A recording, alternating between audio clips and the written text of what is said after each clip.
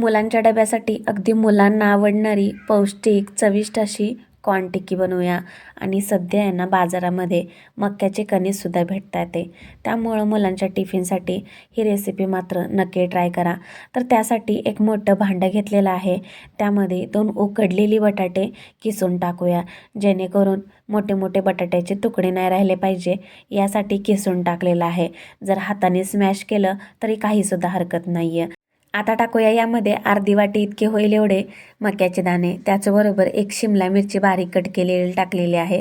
मुलांना आवडत असेल तर टाका, नाही टाकलं तरी चालेल. त्याचबरोबर बारीक चिरलेला कांदा, कोथिंबीर, चिली फ्लेक्स, धने पावडर, त्याचबरोबर थोडंसं घरगुती लाल तिखट टाकलेलं आहे. चवीनुसार मीठ टाकूया आणि चिमूटभर हळदसुद्धा. आता सर्वात शेवटी यामध्ये जाणार आहे 2 चमचे होईल इतकं कॉर्नफ्लॉवर.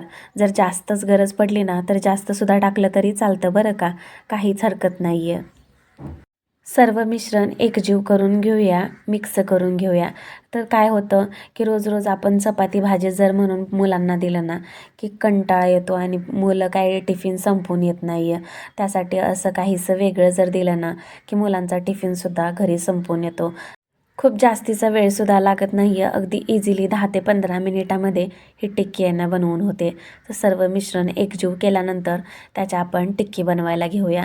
तर साधारणतः असा लिंबा एवढा गोळा घेऊन ये ना त्याला असा चपटा आकारामध्ये गोलाकार आकारामध्ये अशी टिक्की बनवून घ्यायची आहे. तर सर्व अशा टिक्क्या बनवून झालेल्या आहेत एक एक करून. आता तव्यावरती थोडंसं तेल पसरवूया आणि टिक्की एक एक करून भाजायला ठेवून देऊया. एका बाजूने खरपूस अशी भाजली गेली ना की दुसऱ्या बाजूने सुद्धा पलटी करून ह्या टिक्की व्यवस्थित अशा भाजून घेऊया.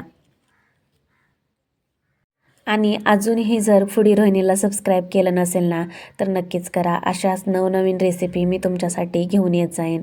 आणि एक बाजू पलटल्यानंतर आता दुसरी बाजूने सुद्धा ही टिक्की आपण छान अशी खरपूस होईपर्यंत भाजून घेणार आहोत. एका बाजूने 1-2 मिनिट तर दुसऱ्या बाजूने सुद्धा 2 मिनिट अशी टिक्की जी आहे ना ती छान अशी परतून झाल्यानंतर काढून घेऊया. सॉससोबत किंवा एखादी चटणी बनवून किंवा असंच जर खाल्लं ना तरी खूप छान लागतं, मस्त लागतं. एकदा मुलांच्या टिफिनमध्ये नक्कीच देऊन बघा. रेसिपी आवडल्यास एक लाईक नक्की करा. आणि इथे एक टिक्की मी तुम्हाला अगदी तोडून दाखवते. पाहू शकता किती सुरेख अशी बनली गेलेली आहे.